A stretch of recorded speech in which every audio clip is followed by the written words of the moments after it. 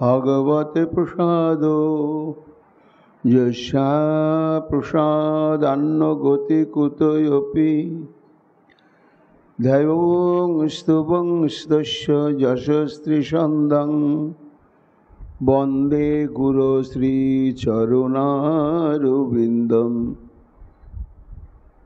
गौरकृपा घनीभूतं प्रभुं श्रीहरिनन्दनं मम जीवन सर्वस्वं भक्त्यालोभे पुनः पुनः राधा कृपामयं वपुं श्रीगुरुदिनतारकं प्रभुं श्रीगौरगोपालं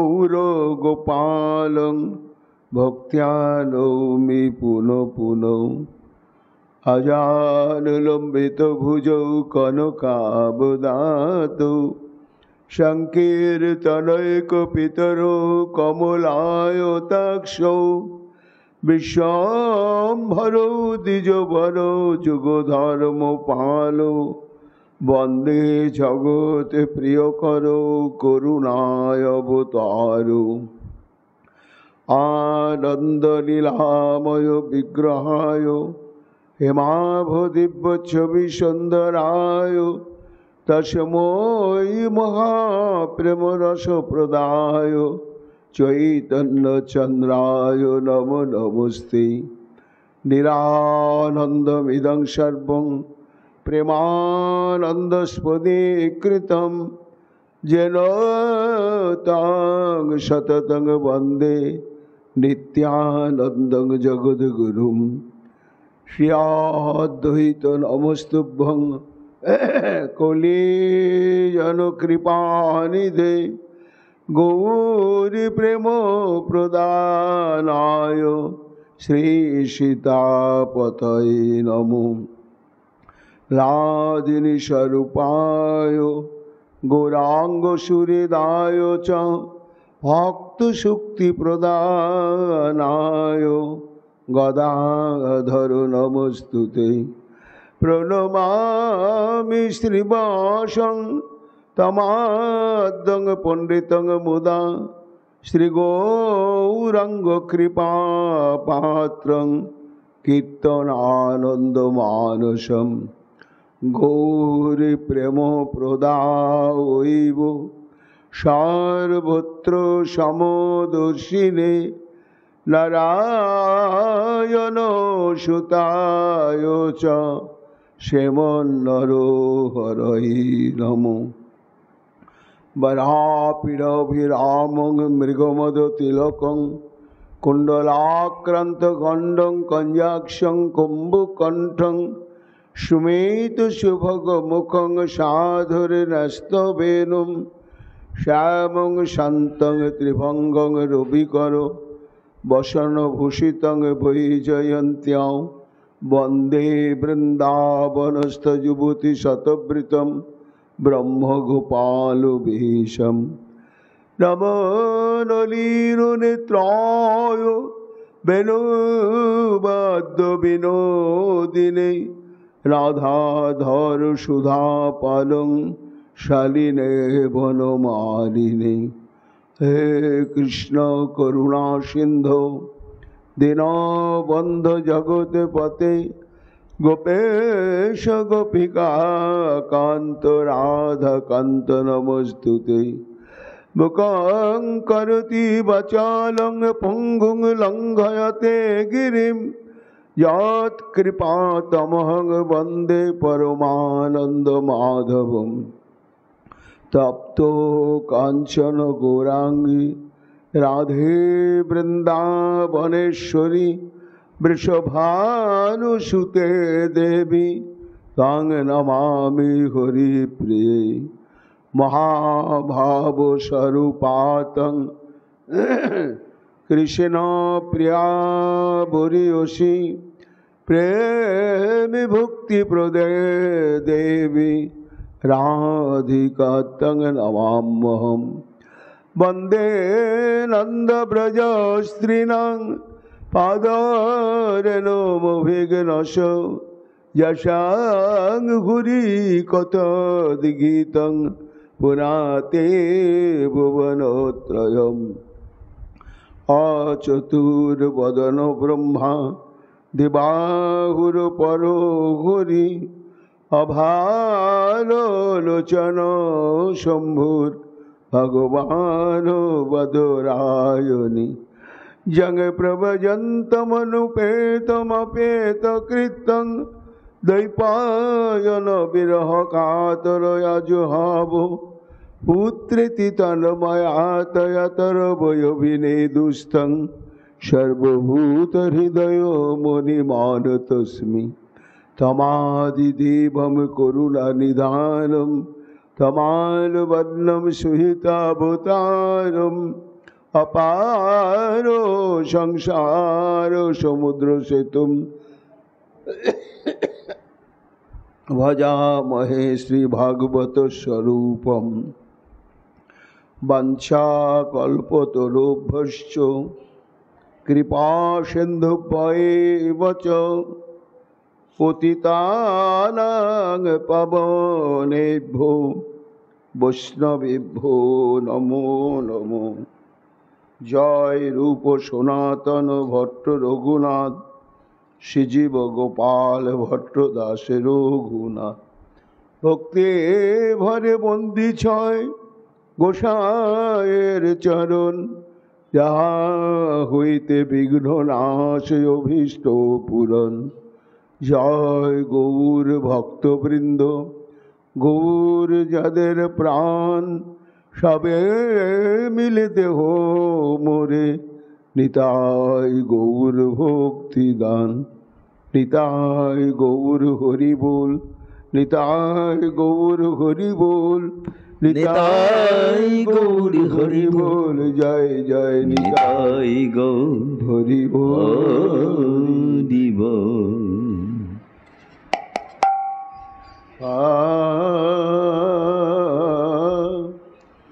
हा वृंदावनेश्वरी हा वृंदावनेश्वरी हा वृंदावनेश्वरी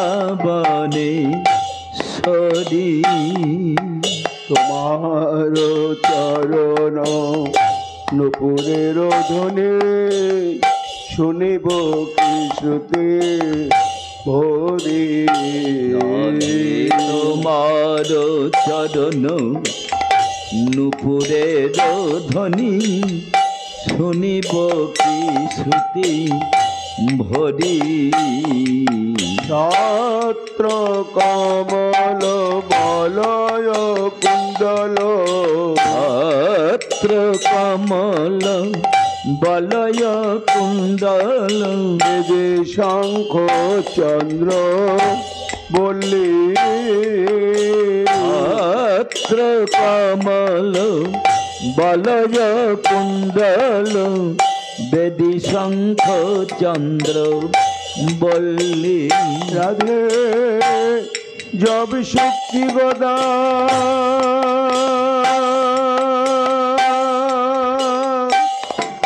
সৌভাগ্যাদি চিহ্ন রাধে জব শক্তি গদা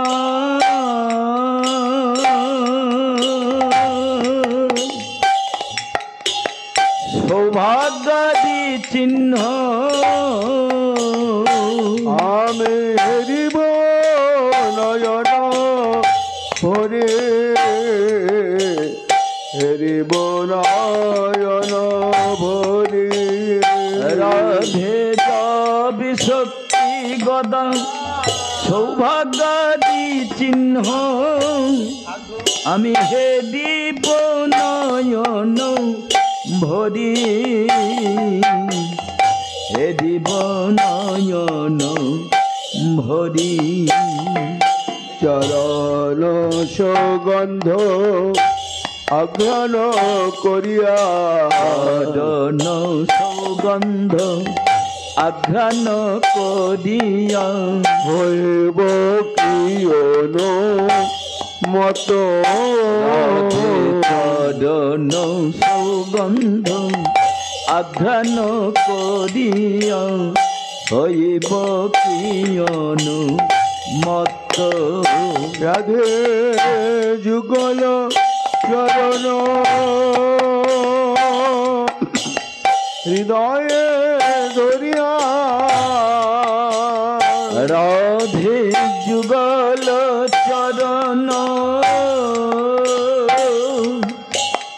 হৃদয়ে ধরিয়া আমি জুড়াব তাপিত চিত জুড়াব তাপিত চিত রাধে যুগল চরণ হৃদয়ে ধরিয়া জুড়াব তাপিত চিত জুড়াব তাপিত চিত আবার চরণ সুগন্ধি সলিলে অরুণ চরণ গন্ধি সলিলে অরুণ চরণ কমল দোহাব ধীরে গন্ধি সলিলে অরুণ চরণ কমল ধোয়াব ধীরে রাধে সে চরণামৃত পান করি কবে রাধে সে চরণামৃত পান করি কবে আমি ভাসিব আনন্দ নিরে ভাসিব আনন্দ নিরে রাধে সে চরণামৃত পান করি কবে ভাসিব আনন্দ নিরে ভাসিব আনন্দ নিরে রাধে রাধে বলি নাম বলি রাধে রাধে বলি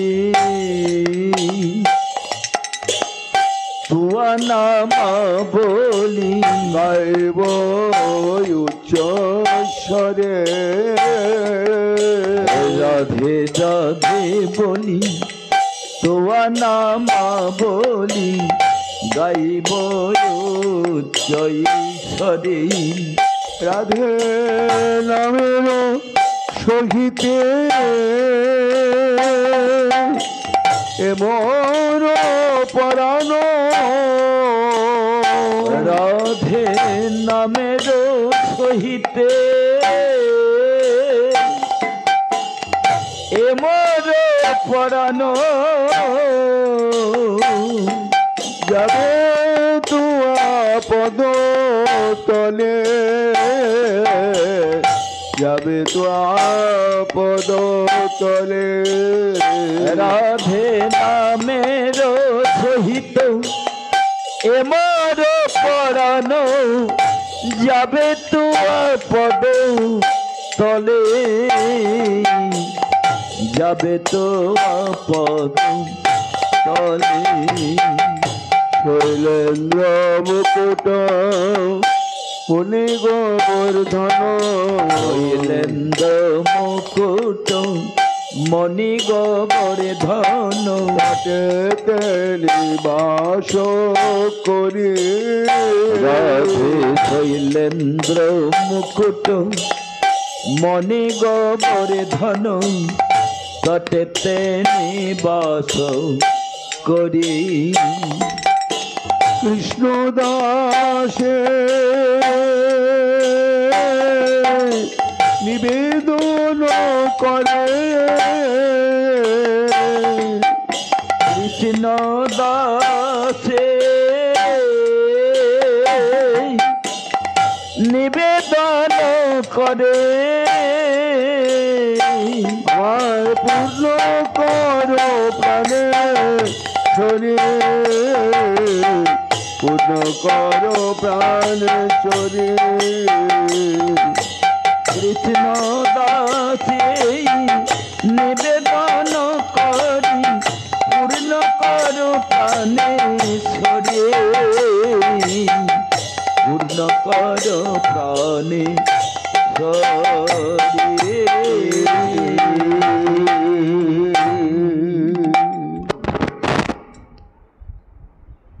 শ্রী শুকোবাচ কোশাশ্চিদ পুতনান্ত্য কৃষ্ণায়ন্ত পিবত স্তনম ত্বকায়িত্বারুদন্তন্য পদাহন ছকটায়তিম।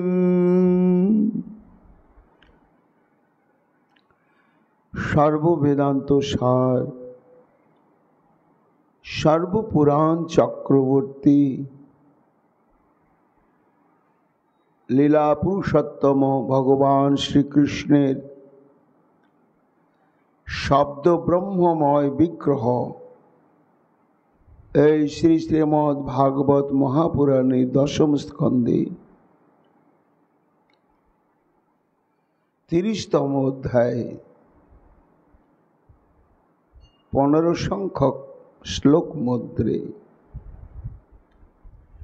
কৃষ্ণ বিরহ উন্মাদিনী গোপিকা বৃন্দ রাসারম্ভেই অন্তর্ধ্যান করেছেন শ্রী গোবিন্দ আমার। সেই বিরহে দিগ্বিদিক জ্ঞান শূন্য, আত্মস্মৃতি শূন্য সমস্ত গোপিকা বৃন্দ পাগলিনী হয়ে অপ্রকৃতিস্থ মনোবৃত্তি নিয়ে সমগ্র যমুনা পুলিন অনুসন্ধান করছেন। শুনতে হবে সে গোপীদের কথা, ভাগবতের কথা। শুকমণি বলছেন, মহারাজ পরীক্ষিত, জীবনে যত প্রকার সুমঙ্গল প্রাপ্তির সম্ভাবনা আছে,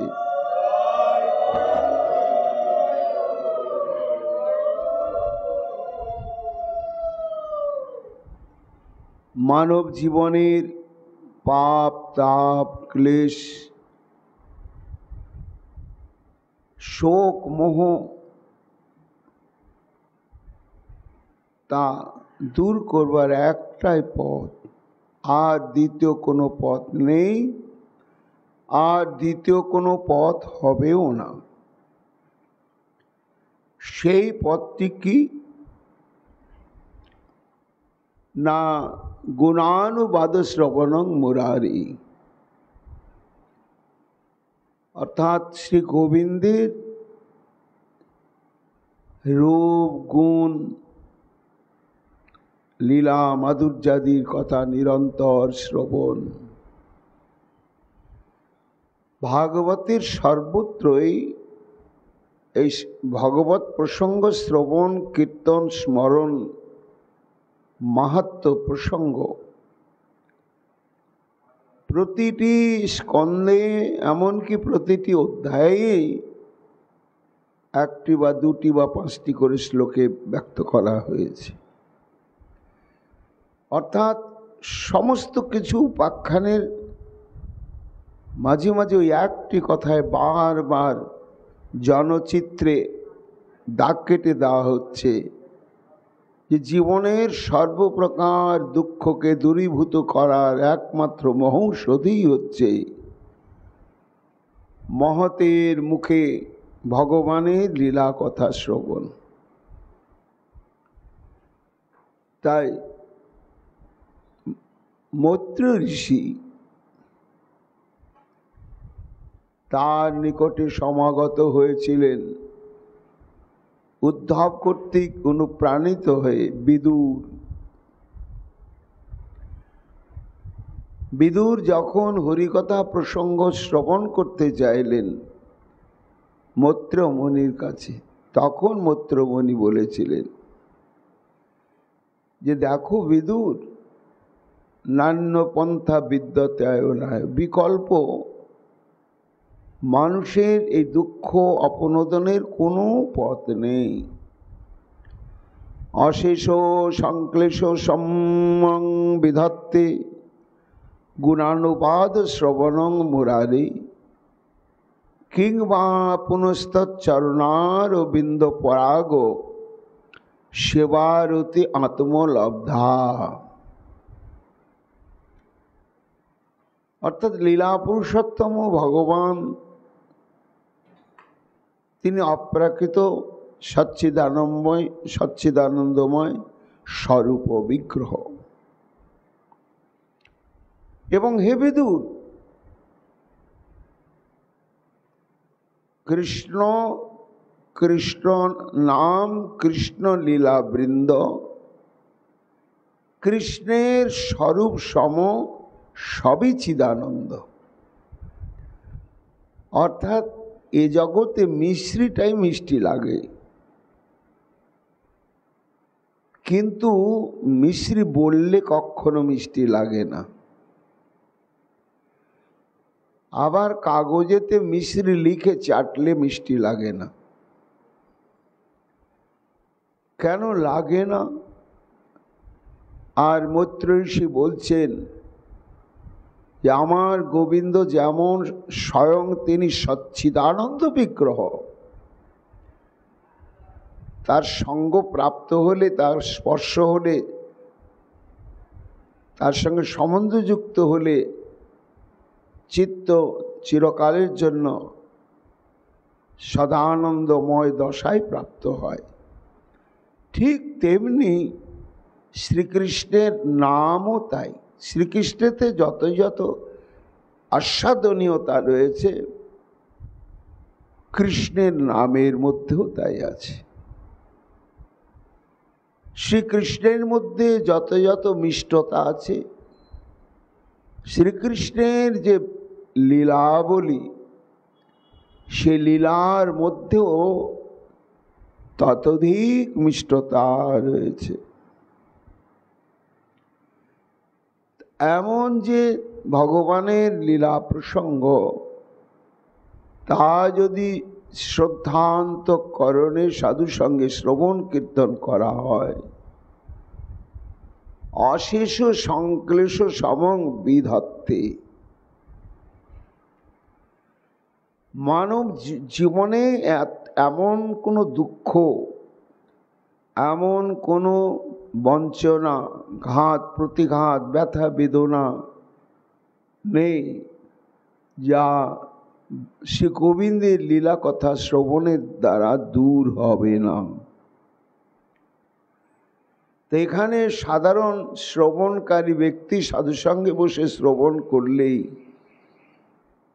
তাদের জীবনের যদি সমস্ত প্রকার দুঃখই দূরীভূত হয়ে গিয়ে প্রেমানন্দের উদয় হয়, কিংবা পুনস্তচ্চরণারবিন্দ পরাগ সেবারতি আত্মলব্ধা। আর যে সমস্ত মহাভাগ্যবান ব্যক্তি কায় মন বাক্য সব গোবিন্দের চরণে পরিপূর্ণভাবে সমর্পণ করে দিয়ে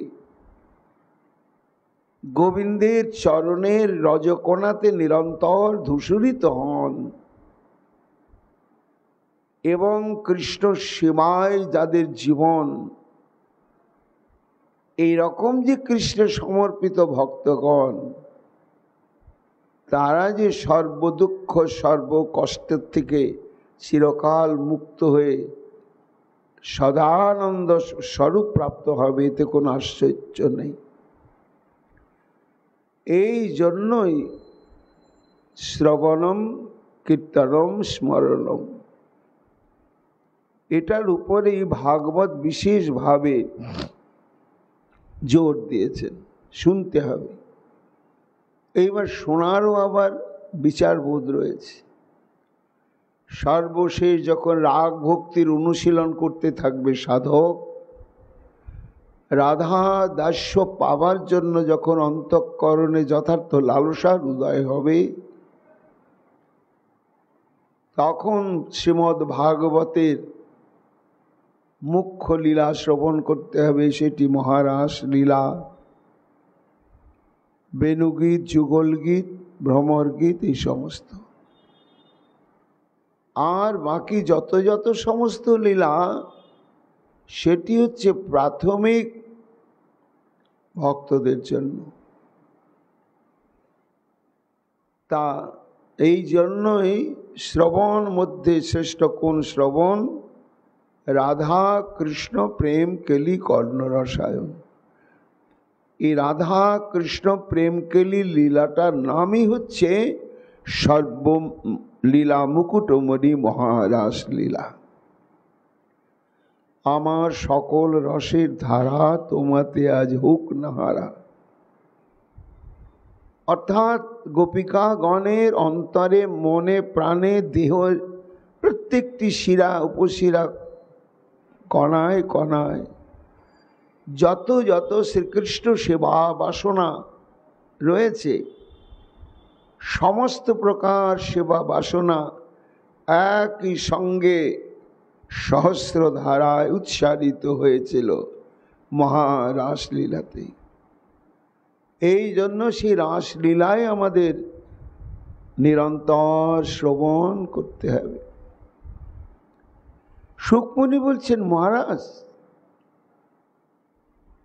কৃষ্ণ বিরহ, দেখো কৃষ্ণগত প্রাণ ভক্তকে কোথায় নিয়ে চলে যায়। এ জড় জগতের অনিত্য শোকমোহের বিরহ নয়, এ বিরহ একটা রস, একটা আস্বাদ্য তত্ত্ব বিশেষ। তা এইভাবে অনুসন্ধান করতে করতে করতে করতে তাদের চিত্ত আরো এমন একাগ্র হয়ে চরম অবস্থায় প্রাপ্ত হলো, তখন তারা আর অনুসন্ধান করার সামর্থ্য থাকলো না তাদের। এককে তাকে জিজ্ঞাসা করারও মনোবৃত্তি থাকলো না। তখন শ্রীকৃষ্ণের আবির্ভাবের লীলার থেকে ক্রমানুসারে রাসলীলা পর্যন্ত যত যত লীলা বিলাস প্রকাশ করেছেন গোবিন্দ, তাই গান বেঁধেছেন গোপিকাগণ। সে গান গাইতে লাগলেন। গান গাইতে গাইতে তাদের বিরহ তাদের চিত্ত মনকে এমনভাবে গলিয়ে দিলে, দ্রবীভূত করে দিলে, তখন যে লীলা গান গাইছিলেন তারা, সেই লীলাটি তখন তাদের ভেতরে সঞ্চারিত হয়ে তারা তখন লীলার অনুকরণ করতে শুরু করলেন। কি অদ্ভুত! শুকমুনি বলছেন, কৌশাশ্চিত পুতনান্তা কৃষ্ণান্তপবিত স্থলম। অর্থাৎ কোন গোপীর মধ্যে আবেশ হয়ে গেল, মানে পুতনা উদ্ধার লীলাটা গান গাইছিলেন, গান গাইতে গাইতে লীলাটা মূর্তিমন্ত হয়ে গেল চোখের সামনে। এদিকে কৃষ্ণ নেই, আবার কৃষ্ণ আছেন। এই বিরহে তাদের চিত্তটা বিগলিত হয়ে গেল, বিগলিত হয়ে তন্ময়ত্ব প্রাপ্ত হয়ে গেল। তখন ওই পুতনা উদ্ধার লীলাটি গান গাইতে গাইতে তারা পুতনা উদ্ধার লীলাটা প্রকাশ করতে শুরু করলেন। কিভাবে করলেন? কোন গোপী পুতনার ভাবে দাঁড়াইল। পুতনা উদ্ধার লীলা গান হচ্ছিল, হতে হতে কোনো গোপী একেবারে পুতনা দশায় আবিষ্ট হয়ে গেলেন। দেখেই মনে হচ্ছে সাক্ষাৎ পুতনা। তো যখন সেই গোপী পুতনা ভাবে আবিষ্ট দশা প্রাপ্ত হলেন এবং তার আকৃতিটাও দেখে ওই রকমই মনে হচ্ছে, তাহলে তো পুতনা উদ্ধার লীলাটি যদি অভিনয় করতেই হয় তো একা পুতনা থাকলে তো হবে না, কৃষ্ণ চাই। তখন যেই গোপী পুতনার ভাবে আবিষ্ট দশা প্রাপ্ত হয়েছেন, কোন গোপী তখন কৃষ্ণ ভাবে বিভাবিত চিত্ত হয়ে গিয়ে তখন তার কোলের মধ্যে গিয়ে বসলেন। যেমন পুতনা বাৎসল্য ভাবে স্তনে কালকুট বিষ মাখিয়ে শ্রীকৃষ্ণকে হত্যা করার জন্য কত আহা উহু আদর করে করে ঠিক কোলের মধ্যে তুলে নিয়েছিলেন, সে লীলাটি আর গান নয়, বাস্তবায়িত অভিনয়ের দ্বারা করছেন গোপিকাগণ। এবার কেউ কৃষ্ণের আবেশে আবিষ্ট হয়ে তখন তবে তার স্তনপান অনুকার কইল, স্তন পান করতে শুরু করলে। আর যেই করলে ছাড় ছাড় বলি অগ্র ভূতলসায়ী হলো। যে পুতনা দশায় আবিষ্ট হয়েছিল সে তখন বলছে, মুঞ্চ মুঞ্চ, আরে ছাড় ছাড়, আমার সব শেষ করে দিলি। কে ছাড়বে? সব জায়গায় ছাড়াছাড়ি লীলা আছে, কিন্তু ভগবান যাকে একবার ধরেন সেখানে আর ছাড়াছাড়ি লীলা নেই, কখনো নেই। তাই ছাড়ো ছাড়ো বলি অগ্রভূতলসায়ী হইল। গোপীর বিরুদ্ধ ভাব ইতে নাহি হয়, স্বস্বভাবে থাকে মাত্র করে অভিনয়। লীলা খুব গূঢ়। মহারাজ পরীক্ষিত শ্রবণ করছে, তা শ্রবণ করতে করতে তা তত্ত্বজ্ঞ হয়ে গিয়েছেন, রসজ্ঞ হয়ে গিয়েছেন। কাজে সুকমণি তো দেখে দেখে বলছেন লীলা, তিনি তো কল্পনা করে বলছেন না। তা তিনি যা দেখছেন স্ফূর্তিতে তাই বলছেন। তাহলে পুতনা তো ওখানে নেই, কিন্তু পুতনা এলো, কে হলো? না কোনো গোপী। তা গোপী কিভাবে পুতনা হলো? না পুতনার তন্ময়ত্ব প্রাপ্ত হলো। এইখানেই মহারাজ পরীক্ষিত কত রসজ্ঞ তত্ত্বজ্ঞ প্রশ্ন করলেন, গুরুদেব গোপী না হয় পুতনা উদ্ধারকারী কৃষ্ণ ভাবে আবিষ্ট দশা প্রাপ্ত হলো, ঠিক আছে, কেন না গোপিকাগণের অন্তরে কৃষ্ণ, বাহিরে কৃষ্ণ। কিন্তু গোপীগণের অন্তরে তো পুতনা নেই, বাহিরও পুতনা নেই। এটা তো একটা বিরুদ্ধ ভাব হয়ে গেল। এ বিরুদ্ধ ভাবে তারা পুতনাতে আবিষ্ট হয়ে গিয়ে একেবারে পুতনার স্বরূপ প্রাপ্ত হয়ে গেল। যাদের কৃষ্ণনিষ্ঠা এবং কৃষ্ণের প্রতি আবেশ ঘাত প্রতিঘাতে কোনোভাবেই সরে যায় না, তারা কিনা পুতনার দশায় আবিষ্ট হয়ে গেলেন। গুরুদেব নিশ্চয় এর অন্তরালে কোনো গূঢ় রহস্য আছে। গোপিকাগণ কৃষ্ণকে ভাবতে ভাবতে কৃষ্ণময়ত্ব লাভ করে কৃষ্ণ স্বরূপ প্রাপ্ত হতে পারে, কিন্তু কৃষ্ণ বিরুদ্ধ পুতনা তার আবেশে আবিষ্ট হলেন কেন? সুকমণি বলছেন, সাধু সাধু মহারাজ, বড় উচ্চাঙ্গের প্রশ্ন তোমার, ঠিকই বলেছ। এর মীমাংসা কি জানো? এর মীমাংসা হচ্ছে গোপীগণের এই বিরহ, এইভাবে যদি গোপীগণ তাদের বিরহটাকে কার্যকারিতার মধ্য দিয়ে প্রকাশ না করে, তাহলে ওই বিরহটা তাদের প্রাণান্ত দশা করবে, রাসলীলাই আর হবে না। তাহলে তারা যখন এই পুতনা উদ্ধার লীলা আবিষ্ট দশা প্রাপ্ত হয়ে গেলেন, অঘটন ঘটন পটীয়সী যোগমায়া দেবী এইখানে এসে লীলার মধ্যস্থতার সহায়তা করলেন। কেননা তিনি ভগবান কর্তৃক আদিষ্ট হয়ে আছেন। গচ্ছং দেবী ব্রজং ভদ্রে গভীর অলঙ্কৃত। তবে বৃন্দাবনকে আশ্রয় করে সর্বক্ষণ অবস্থান করবে। যেখানে যেখানে লীলার কোথাও অসংলগ্ন অবস্থা আসবে, সেটাকে তুমি আবার স্বাভাবিক করে দেবে। এই জন্য মহারাজ এইখানে যোগমায়া দেবী তার অচিন্ত শক্তি প্রভাবে গোপিকাগণের বিরহকে প্রশমন করবার জন্যই ওই আবেশটা যোগমায়া কর্তৃকই প্রদত্ত, আরোপিত। এটা তাদের ভেতর থেকে নয়। এই হচ্ছে কথা। স্বস্বভাবে থাকে মাত্র করে অভিনয়। তারপরে কোন গোপে বালকৃষ্ণ ভাবয়ঙ্গী করি কাঁদিতে লাগিলা যাবে হস্তপদ ছুরি।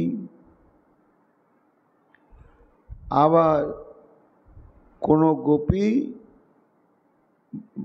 বাল্যকৃষ্ণ হয়েছেন, হয়ে হাত পা ছুড়ি কান্নাকাটি করছেন। কোন গোপী তাহা দেখি আসিয়া তথায় হস্তপদ ভূমে রাখি শকটাকার হয়। কোন গোপী যেন কৃষ্ণকে শুইয়ে দিয়েছিলেন মা যশোমতী, আর নিদ্রা ভঙ্গে চিত হয়ে শোয়া অবস্থায় পা দুটো উপরে তুলে হাত দুটো উপরে তুলে ছোড়াছড়ি করছিলেন আর কাঁদছিলেন কৃষ্ণ। তা কোন গোপী সেই কৃষ্ণভাবেই লীলাটা প্রকাশ করতে শুরু করলে। আরে এটা তো তাহলে শকটাসুর উদ্ধার লীলা হচ্ছে। এই লীলাটা মূর্তিমন্ত হতে হবে। তো তখন কোন গোপী শকটাসুরের আকৃতি, শকটের আকৃতি হয়ে সেখানে উপস্থিত হলে, আর যেই উপস্থিত হলে পূর্ব গোপী কৃষ্ণভাবে পদাঘাত কইল, শকটাকার গোপী তবে ভূমেতে পড়িল। হাত পা ছুটছে, ওয়া ওয়া করে কাঁদছেন। কোন গোপী শকটাসুর হয়ে তার উপরে চাপছেন, আর গোপী হাত পা ছুটছে কৃষ্ণ যেমন ছুঁড়েছিলেন। যেই ছুটতে নিয়েছেন, আর সেই ছোট্ট ছোট্ট চরণের আঘাতেই শকটাসুর যেন কোথায় ভূমে গিয়ে ছিটকে পড়ল। কৃষ্ণ বিরহ তাদেরকে এইভাবে কৃষ্ণময় করে দিলে মহারাজ। দৈত্যায়িত্বা জাহারণ্যমিকা বৃষার্বভাবনম রিঙ্গয়ামাস কাপ্পাঙ্ঘ্রি কর্ষন্তি ঘোষ নিঃশনৈ।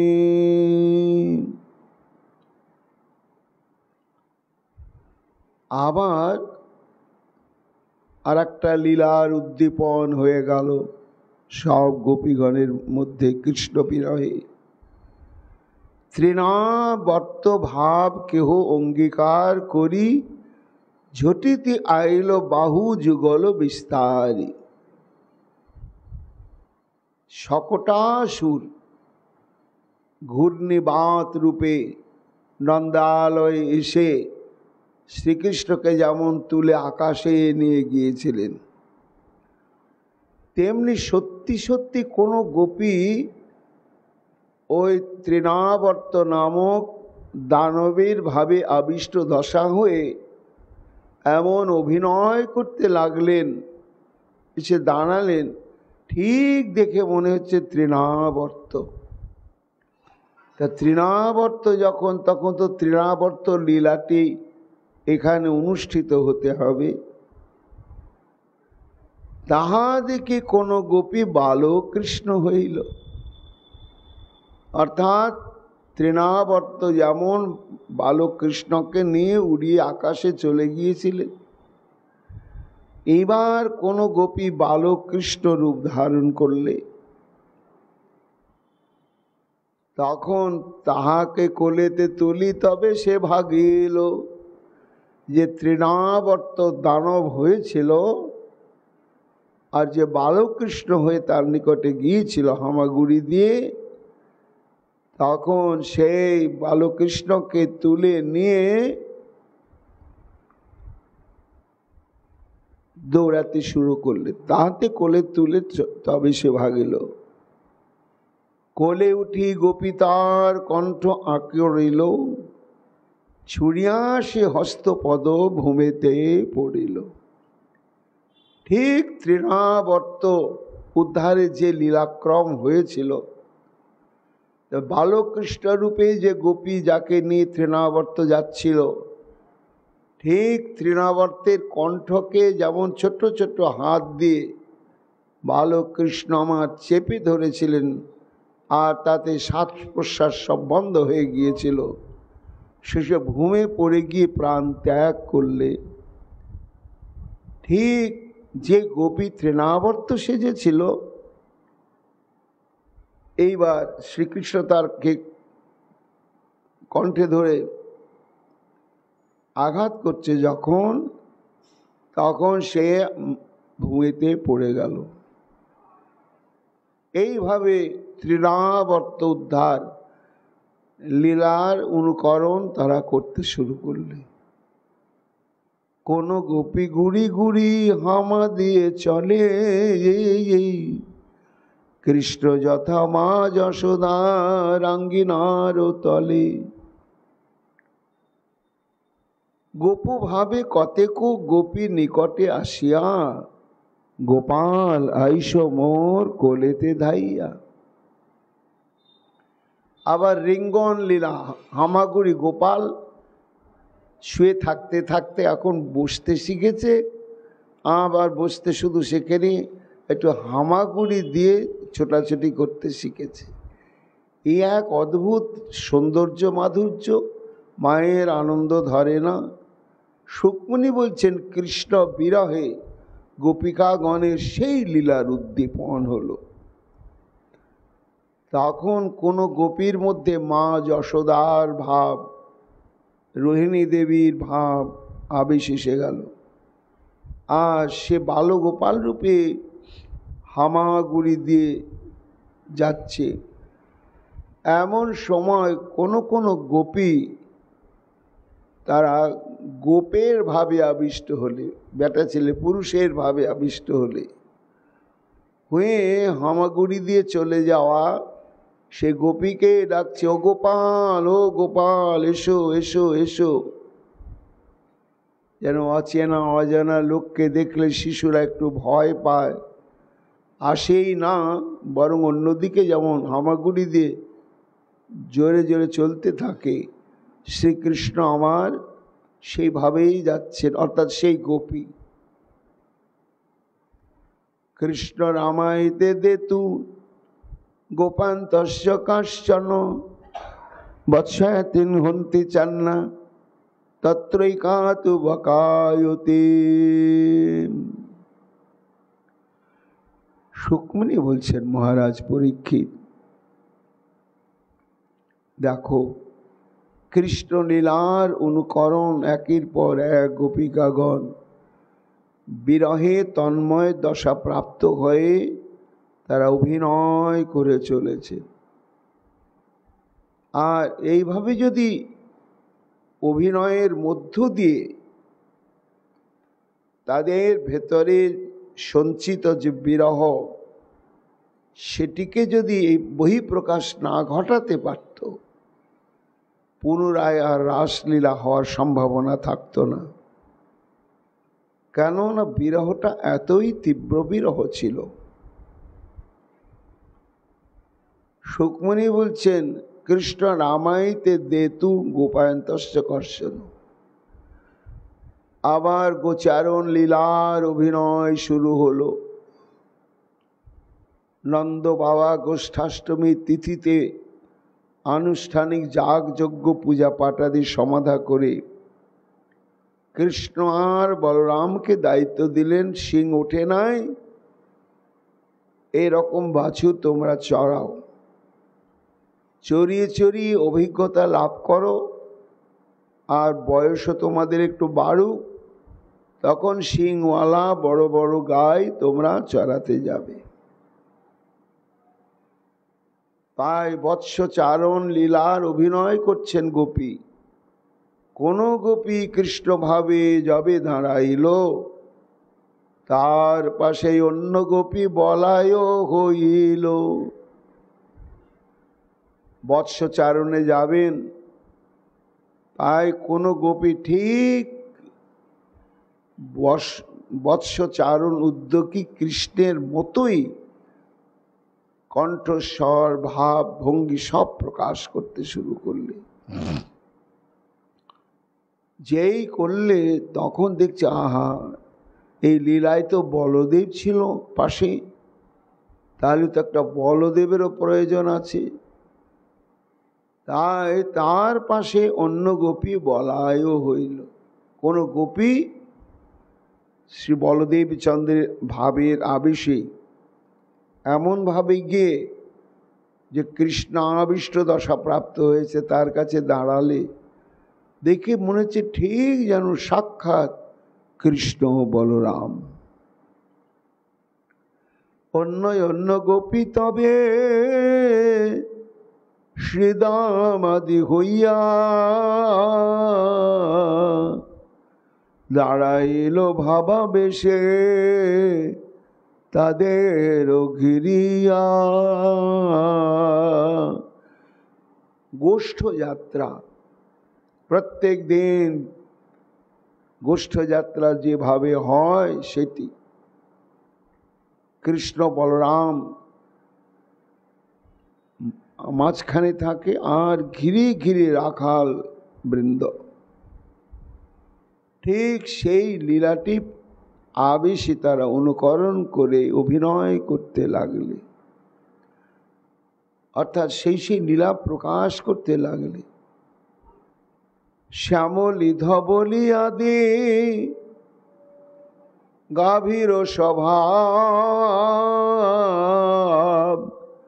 ধরিয়া কতেক গোপী করে হাম্বার।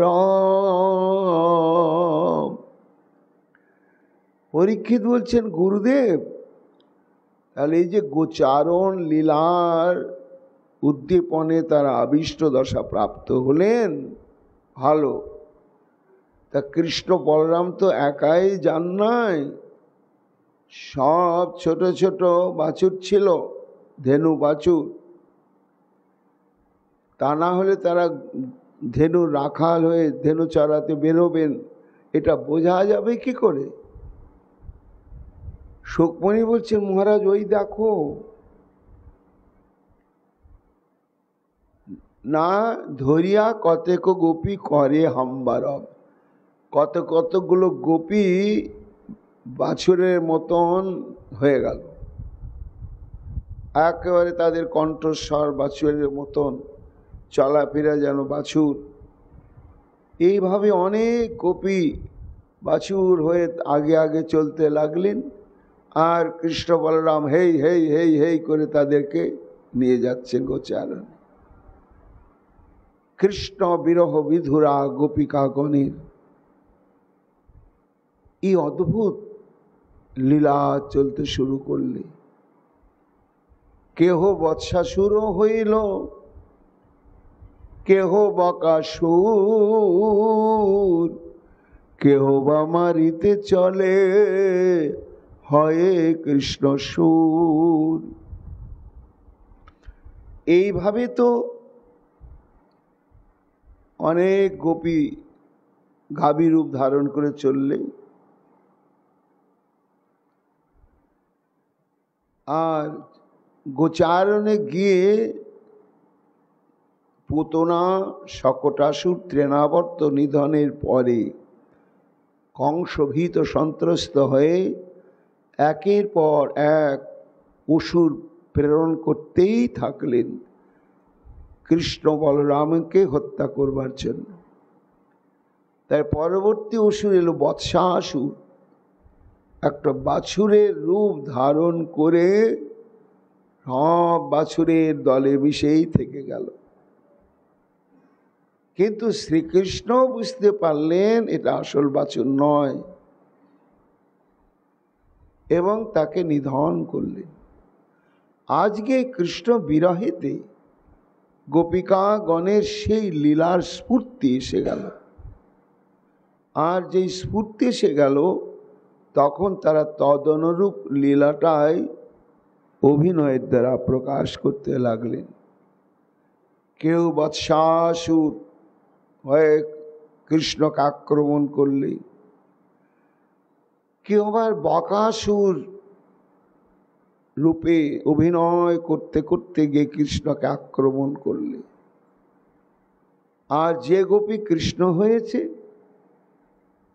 ঠিক যেমন যেমন ভাবে বৎসাসুরকে উদ্ধার করেছিলেন কৃষ্ণ, যেমন যেমন করে বকাসুরকে উদ্ধার করেছিলেন কৃষ্ণ, এইবার বিরহেতে কৃষ্ণভাবে আবিষ্ট দশা প্রাপ্ত সেই গোপী তদনুরূপী অভিনয় করে করে যেন বৎসাসুরকে নিধন করে দিলেন, বকাসুরকে নিধন করে দিলেন। আহুয়া দুর্গা যদ্বৎ কৃষ্ণন্তম অনুকুর্বতীম বেনুং কনন্তিং ক্রান্তি মন্যা সংসন্তি সাধিতে। শুকমণি বলছেন, মহারাজ দেখো এইদিকে তো গোপীদের এই রকম ভাব চলছে, এই দিকে তাকিয়ে দেখো। আবার কোনো জায়গায় আহু ও দুর্গা যৎপৎ কৃষ্ণ মন্ত্রণ কুর্বতীম, কেন না গাভীগণ গোচারণ ক্ষেত্রে গিয়ে যখন গোচারণে নিযুক্ত করে দিতেন কৃষ্ণ, তখন তারা গোচারণ করতে করতে ছড়িয়ে ছিটিয়ে বহু বহু দূর চলে যেত এবং অনেক গোমাতা ফেরার পথও পেতেন না।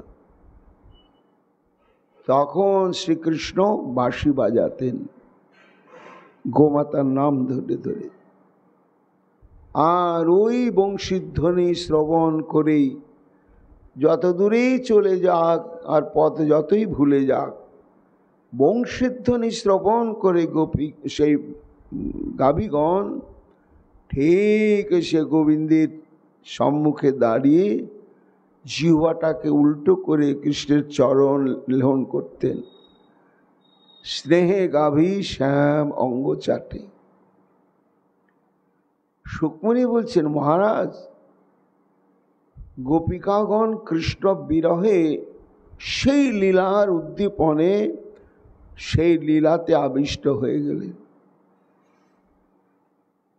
কেউ কৃষ্ণভাবে আবিষ্ট হয়ে ত্রিভঙ্গ ভঙ্কিমোটামে দাঁড়িয়ে বাঁশি ধরার অভিনয় করে ওই ধেনুগণ কোথায় আড়ালে আবডালে তৃণভক্ষণ করছে তাদের নাম ধরে ধরে ডাকছেন আর গান করছেন।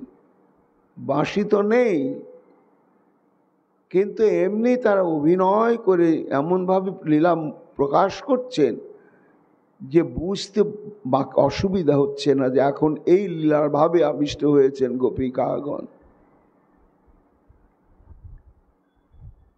তারা ডাকছেন, আর যারা বাছুর হয়ে দূরে দূরে ছিল তারা তখন এগিয়ে আসছে। সেই মতো কোনো গোপী বসন অঞ্চলে বংশী অনুকার করি বাজায় কুতূহলে। আবার গোবিন্দ দেখছেন না সখারাও ঠিক খেলায় মত্ত হয়ে আছে, চারণার জন্য যে বাছুরগুলো আনা হয়েছে তারাও তৃণভক্ষণে আনন্দেই রয়েছে। তখন কোনো দুশ্চিন্তার কারণ আর নেই দেখে শ্রী গোবিন্দ তখন আত্মস্থ হয়ে গিয়ে চিত্ত বিনোদনের জন্য বাঁশিতে নানা প্রকার রাগ রাগিনী আলাপ করেন। সেই বংশীধ্বনি শ্রবণে সমগ্র জগৎ মোহিত হয়ে যায়। তা বংশী অনুকার করে বাজায় কুতূহলে। একবার বাঁশি বাজলো সব ধেনুগণকে আকর্ষণ করবার জন্য, আর এইবার বাঁশি বাজছে সানুভাব আনন্দে বিভোর গোবিন্দ আমার। এইবার কোন গোপ সখার অভিনয় করছে, সখার অভিনয় করে এইবার যে গোপী কৃষ্ণ হয়ে বাঁশি বাজাচ্ছে তাকে সাবাস সাবাস সাবাস, সাধু সাধু, কানাই কি অপূর্ব, কি অপূর্ব তুই মুরলী বাদন করছিস, এই রকম তো কোনোদিন শুনি নাই। প্রশংসা করে গোপ ভাবে হইয়া মগন। তারপরে আবার অন্য লীলার উদ্দীপন হয়ে গেল। কস্যাঞ্চিৎ সভুজঙ্গনস্য চলন্তঃ পরাননু কৃষ্ণ অয়ং পশ্যতি গতিং ললিতামিতি তন্মনা।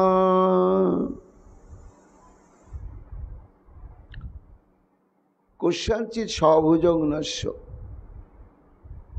আবার বনভ্রমণ লীলা উদ্দীপনে কৃষ্ণহারা গোপিকাগণ সেই লীলারই অনুকরণ তারা করতে বাধ্য হচ্ছেন।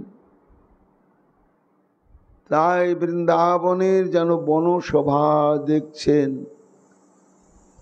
কোন প্রিয় সখার স্কন্ধে বাহুটাকে স্থাপন করেছেন, করে রসের কথা কইতে কইতে পরিভ্রমণ করছেন।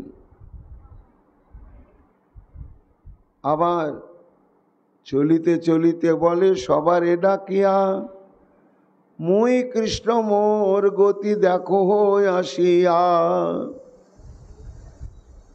সুকমণি বলছেন, মহারাজ বয়সন্ধি দশা কৃষ্ণের, তা ধেনুচারণা করতে করতে দূর থেকে দেখেছেন পূর্ব রাগবতী গোপিকা বৃন্দ, আর বুঝতে পেরেছেন আমার বংশীধ্বনির জাদুতে ওরা সব বিসর্জন দিয়ে দিয়েছে। তা আমাকে না দেখে বাঁশি শুনে এই দশা প্রাপ্ত হলো, আমাকে দেখলে কি হবে? তাই যেন গোপিকাগণের উদ্দেশ্যেই বলেছিলেন গোবিন্দ যে, হে গোপীগণ, তোমরা লজ্জায় মুখ ঢেকে আড়ালে লুকিয়ে লুকিয়ে কি দেখছো? অবগুণ্ঠন খোলো, খুলে নয়ন ভরে দেখো আমি কেমন ললিত ত্রিভঙ্গ ভঙ্কিম ঠামে দাঁড়িয়েছি। মুই কৃষ্ণ মোর গতি দেখো আসিয়া। গোপীগণ যেন বলছেন, কি দেখব, দেখার নেই। গমন লালিত্য মোর দেখিলে নয়নে, ভুলিতে নারিবে আর জাগ্রত স্বপনে। এইরকম লীলা শ্রীকৃষ্ণ বয়সন্ধিতে প্রকাশ করেছিলেন। গোপীরা সেই লীলাটা ভোলে নাই, ওটা ভেতরে চাপা ছিল লীলার স্মৃতিটা। এইবার যেমন পাত্রের জলকে যখন তাপ দেওয়া হয় তখন জলের তলায় থিতিয়ে পড়ে থাকা ঘাসকুটো যাই হোক, জল ফুটতে নিলে যেমন উপরে বেরিয়ে যায়, তাই এই সমস্ত স্মৃতি গোপিকাগণের স্মৃতির ভাণ্ডারে যেন থিতিয়ে তলিয়েছিল, কৃষ্ণ বিরহের উত্তাপে যেন বেরিয়ে পড়েছে। আর বেরিয়ে পড়াতেই তারা অভিনয় করতে শুরু করলে। কোনো গোপী বলছেন, এই দেখো দেখো আমার গমন ভঙ্গি, আমার হাস্য ভঙ্গি, আমার ত্রিভঙ্গ বঙ্কিম ঠামের ভঙ্গি, ভুলতে পারবে না। এইভাবে তারা কৃষ্ণ লীলার অনুকরণ করতে লাগলে। মা ভষ্ট বাত বর্ষাভ্যাং তত্রানং বিহিতং ময়া ইত্যুক্তৈকেন হস্তেন যতন্তুন্নি দধে অম্বরম। শুকমুনি বলছেন, মহারাজ, বিরহ দশায় এক একটা করে লীলার উদ্দীপন হচ্ছে, তখন তাদের অভিনয়ের ভঙ্গিমাটা পাল্টে যাচ্ছে, আর সেটাই স্থায়ী হচ্ছে না। পরবর্তী লীলা আবার চলে আসছে, অন্তঃকরণে উদ্দীপন হচ্ছে। তো হঠাৎ বিরহ বিধুরা গোপীগণের অন্তঃকরণে গোবর্ধন ধারণ লীলার স্মৃতিটা বলবতী হয়ে গেল। যখন বলবতী হয়ে গেল, তখন তারা সেই লীলাতে যা যা গোবিন্দ করেছিলেন আর গোপীরা বলেছিলেন, হুবহু সেই অভিনয় তারা প্রকাশ করতে শুরু করলেন। কোন গোপী এইভাবে গোবর্ধন লীলা স্মরিয়া সে কৃষ্ণ চেষ্টা অনুকার কইলা। বাম হস্তে বস্ত্রাঞ্চল উচ্চ করি ধরি, নাকি সবারে কহে অতি গর্ব করি। দেখো দেখো মহারাজ, কোন গোপী গোবর্ধন লীলা স্মৃতিতে আবিষ্ট হয়ে নিজেই শ্রীকৃষ্ণ, আর একটা কাপড়কে পুঁটলি করে সেটাই গোবর্ধন, সেটাকে ত্রিভঙ্গ বঙ্কিম হয়ে হাতের উপরে ধরেছে। ধরে এবার সবাইকে ডাকছে, কোনো ভয় নাই ওহে গোপ গোপীগণ, মোর হস্তে দেখো ওঠে গোবর্ধন। একেবারে যেন লীলা মূর্তিমন্ত হয়ে গেল। সত্যি সত্যি গোবর্ধন ধারণ লীলা। গোপী ডাকছে, কে কোথায়? আর তোমাদের কোনো আতঙ্কের কারণ নেই, ভয় পাওয়ার কোনো কারণ নেই।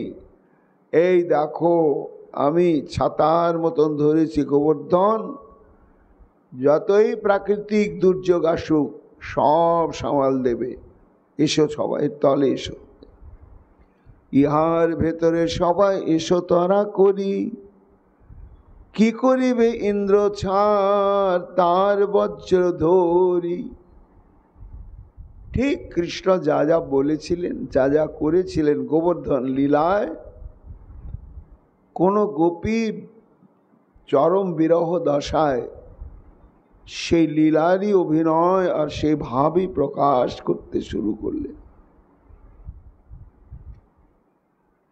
করতে করতে আবার সেই লীলাটা চলে গেল। এইবার অন্য লীলার প্রবাহ এসে তাদের অন্তঃকরণকে আবার আবিষ্ট করে দিলে। আরুজ্জৈকা পদাক্রম্য শিরস্যা পরানিপ দুষ্টাহে গচ্ছ যত অহং খলনাং ননু দণ্ডদ্রে। শুকমুনি বলছেন, মহারাজ পরীক্ষিত, এইভাবে গোবর্ধন লীলা স্মৃতি জাগাতে তারা গোবর্ধন লীলার সমস্ত প্রসঙ্গই বাক্যের দ্বারা এবং অভিনয়ের দ্বারা প্রকাশ করলেন। তারপরে তাদের অন্তঃকরণে একটা অন্য লীলার উদ্দীপন হলো। কি সেই লীলা? না কালীয় দমন লীলা। রমণক দ্বীপ হতে কালীয় নাগ গরুরের ভয়ে বৃন্দাবনে ওই যমুনার হ্রদে আশ্রয় নিয়েছিল। কেন না, সৌভরীমণির অভিশাপ ছিল যে ওই হ্রদে কখনো গরুর আসতে পারবে না, এলে তার মৃত্যু হবে। আর কালীয় নাগ এটা জানতেন, তাই গরুরের ভয়ে একেবারে যমুনা হয়ে সে হ্রদের মধ্যে গিয়ে প্রবেশ করে আর গরুর কিছু করতে পারলে না, চলে গেল। নিরাপদ জায়গায় কালীয় নাগ থাকলো, কিন্তু তার বিষাক্ত বিষের প্রভাবে বহু ব্রজগোপীর প্রাণান্ত ঘটনা ঘটেছিল, যার জন্য শ্রীকৃষ্ণ কালীয় নাগকে একেবারে ব্রজের বাইরেই পাঠিয়ে দিলেন। তা গোপীগণের অন্তরে সেই লীলাটির উদ্দীপন হয়ে গেল। এক গোপী অন্য গোপীর উপরে উঠিয়া তাহার মাথায় স্বীয় পদ নিক্ষেপিয়া। সুকমণি বলছেন, মহারাজ দেখো লীলাটি কেমন। কোনো গোপীর একেবারে উপরে উঠেছেন, কোনো গোপী যেন কালীয় নাগের মাথায় শ্রীকৃষ্ণ উঠেছিলেন, ঠিক ওই রকম অভিনয় সেই মতো অনুকারী করিতে লাগিলা। তার মাথে পদ রাখি বলে দৃঢ় স্বরে, আমি খল দণ্ডধারী, চিনিস কি আমারে। কোন গোপী ঠিক কৃষ্ণ যে যে ভাষা বলেছিলেন কালীয়কে সেইভাবেই বলতে লাগলেন, আর কণ্ঠস্বর তখনকার জন্য ওই রকমই হয়ে গেল। ওরে দুষ্ট কালীয়, মঙ্গল যদি চাও কালিন্দী ছাড়িয়া তবে অন্যত্র পলাও। এইভাবে এক একটা করে লীলার আবেশ আসছে, তারা বাক্যের দ্বারা আর শরীর অভিনয়ের দ্বারা সেই লীলাকে প্রকাশ করছেন। এই স্রোতে তাদের মন ভাসছে বলে বিরহের যে প্রভাব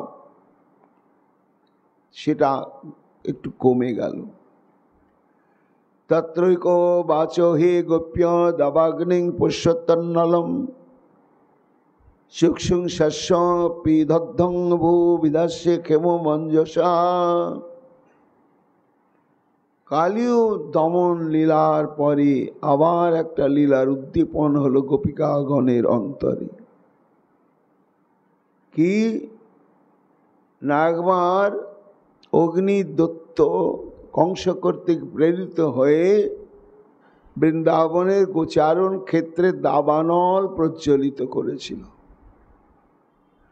আর সেই দাবানলটা প্রাচীরের মতো চারিদিক থেকে গাভীগণ এবং সখাগণকে ঘিরে আস্তে আস্তে কেন্দ্রীভূত হচ্ছিল। কৃষ্ণ ছিলেন না সেখানে। তারপরে তারা যখন দেখলেন যে সর্বনাশ, আমরা দুর্ভেদ্য দুঃছেদ্য অগ্নি প্রাচীরের মধ্যে আবদ্ধ হয়ে গেলাম, এখান থেকে আর আমাদের উদ্ধারের সম্ভাবনা নেই, আর আগুন ধীরে ধীরে এগিয়ে আসছে, তখন তারা শ্রীকৃষ্ণকে আর্তনাদ করে ডেকেছিলেন। আহা, হতাহারি গতিদায়ক আমার গোবিন্দ। সখাগণের আর্তনাদ শ্রবণ করে ছুটে সেইখানেই গেলেন। দেখলেন সব চক্ষুক শস্য পিদদ্ধং, বলে চোখ বন্ধ কর, চোখ বন্ধ কর, সবাই চোখ বন্ধ কর। বিশ্বাস করে সবাই চোখ বন্ধ করেছেন।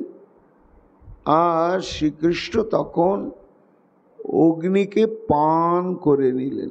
শরবত যেমন পান করে তেমনি অগ্নিকে পান করে নিলেন। সখারা তো চোখ বন্ধ করেই ছিলেন, শুধু একজন চোখ বন্ধ করে থাকলো, পিট পিট করে দেখছিলেন মধুমঙ্গল। সেই দেখে ভাবলি রে কানাই আগুন খেয়ে নিলি একেবারে। আর ওটা মনের মধ্যেই ছিল। এবার একদিন গোচারণ থেকে ফিরেছেন, মা যশোমতী একটু গরম গরম দুধ পান করতে দিয়েছেন গোপালকে। আর গোপাল যেই দুধের পাত্রটি ঠোঁটে দিয়েছেন আর একটু গরম বেশি ছিল, অমনি উহু উহু মা পুড়ে গেল, কি গরম কি গরম বলে কেমন ছটফট করতে লাগলেন। মধুমঙ্গল তখন হাসছে। আর যশোদা তো মরমে মরে গেলেন। আহা বাঁচার কষ্ট হলো, দুধটা ঠান্ডা হয়নি। এই মধু তুই হাসছিস কেন, কি হয়েছে? না না কিচ্ছু হয়নি। হাসি পেল না, বলতো। বলে তোমার ছেলের ঢং দেখে। কেন রে, ঢং কি? জানো মা, কালকে চারিদিক থেকে আগুন আমাদের পুড়িয়ে মারছিল, দিব্যি শরবতের মতো সব আগুন পান করে নিল। আর আজ একটু গরম দুধের বাটির ছ্যাঁকা লেগেছে তো উহু হু করছে। মা যশোমতী এটাকে অন্যভাবে নিলেন। বলে এই আমার গোপালকে নিয়ে আমি শান্তিতে কখনো সংসার করতে পারবো না। বলিস নি আমাকে মধুমঙ্গল, আগুন খেয়েছে। তা আগুন কি খাওয়া যায়? আগুন তো জ্বালানির সঙ্গেই থাকে। তাহলে আগুন খেয়েছে মানে জ্বালানিও খেয়েছে। কাঠ কয়লা টয়লা যা কিছু ছিল, এ তো শরীর অসুস্থ হয়ে যাবে। ও মহারাজ রাজবৈদ্যকে ডাকো, গোপাল আমার জ্বালানিও খেয়ে নিয়েছে। কি অদ্ভুত লীলা! সেই দাবাগ্নি পান লীলার উদ্দীপন হয়ে গেল কৃষ্ণ বিরহিণী গোপিকাগণের অন্তঃকরণে। তখন তার আর্তনাদ করতে লাগলেন, কানাই কানাই। কোনো গোপী কৃষ্ণ সেজে সে কাছে এসে বলছেন, কোনো ভয় নাই ওহে গোপ গোপীগণ, হেরায় সবারে আমি করিব মোচন। মুদিত করহ চক্ষু না তাকাইবে কেহ, অগ্নি নির্বাপিব আমি না করো সন্দেহ। এইভাবে দাবাগ্নি পান লীলাটি কৃষ্ণ বিরহিণী গোপিকাগণ অভিনয়ের দ্বারা তাদের বিরহের গতিবেগকে প্রশমন করবার জন্যই একের পর এক এইসব অভিনয়গুলো করে চলেছেন। বদ্ধান্নয়াশ্রজা কাচিৎ তন্নি তত্র উদুখলে, বধ্নামি ভাণ্ড ভিত্তারং হয়ঙ্গম মুসন্তিতি, ভীতা সুদ্রিক পিধায় সঙ্গ ভেজে ভীতি বিড়ম্বনম। দাম বন্ধন লীলা অনুকরণ চলতে লাগলে। অনুকরণ করি কেহ যশোদার ভাব, আর গোপী ব্যক্ত করি গোপাল স্বভাব। কেউ যশোদা হয়ে গেল, কেউ গোপাল হয়ে গেল। ছুটিয়া পলায় যেন মায়ের ভয়েতে, অন্য গোপী পাছে ছোটে গালি দিতে দিতে, ওরে দুষ্ট ননি চোর কোথায় পালাবি, ভাঁড় ভাঙ্গার ফল আজি নিশ্চয় পাইবি। এই মতো তিরস্করি পাছু ছুটি চলে, মা যশোদা যথা যায় ধরিতে গোপালে। কিছু দূর চলি পাছে ধলির তাহারে, সেই গোপী ভয়ে কাঁপে যথা কৃষ্ণ করে। এবার যে কৃষ্ণ ভাবে আবিষ্ট হয়েছে আর যে যশোদা ধরে ফেলেছে, কৃষ্ণ যেমন ভয় পেয়েছিলেন ঠিক সেই কৃষ্ণভাবে আবিষ্ট গোপীও সেইভাবে ভয়ে ভীত সন্ত্রস্ত হয়ে গেলেন। ভয়চকিত নেত্রে চায় ঊর্ধ্বমুখে, ছল করি কাঁদি বলে যেন জননীকে, আর আমি এমন কাজ কভু না করিব, এবার ছাড়িয়া দাও নিশ্চয় ভালো হব। যশোদার ন্যায় তবে সেই গোপী বলে, আজ না ছাড়িব তোকে ওরে দুষ্ট ছেলে, বন্ধন করিয়া আজ রাখিব গৃহে পুরী, জানিবে কেমন শাস্তি করিলে ননি চুরি। এত বলি গলার মালা ছিঁড়ি লই করে, দুই হস্তে ধরি তারে যায় বাঁধিবারে। যে গোপাল ভাবে আবিষ্ট হয়েছে তখন তাকে গলার মালা পট্টডোরির মতন তাকে দিয়ে বাঁধলে। ইহা দেখি সেই বরাক্ষী ভয়ানুকরণে কাঁপিতে কাঁপিতে হস্তে ঢাকিল বদনে। আবার কোন গোপী উদুখল হয়ে গেল, সেই উদুখলের সঙ্গে তখন যে গোপাল হয়েছিল তাকে বেঁধে দিলে। এইভাবে যাহার শ্রবণে যত রসিক চিত্ত বিভোর হইল হই আনন্দেতে মত্ত।